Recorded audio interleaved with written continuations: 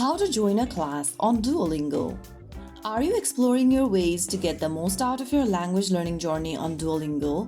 One of the coolest features is joining a class.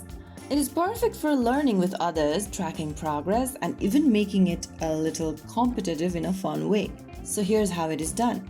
First of all, open the Duolingo app on your smartphone or tablet and log into your account.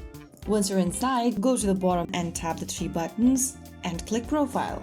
Inside the Profile section, go to the top right corner and tap on the Gear button. Now from the settings menu that appears on the screen, click on Duolingo for Schools and you'll be asked to enter or join a classroom code.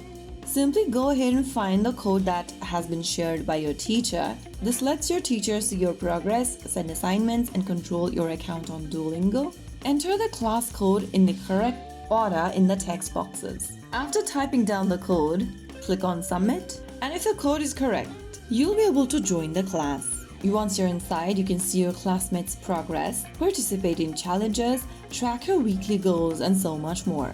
So that is how you easily join a classroom on Duolingo. If you found the video helpful, don't forget to like, share, and subscribe to our channel. I will be back again in the next episode. Thank you for watching.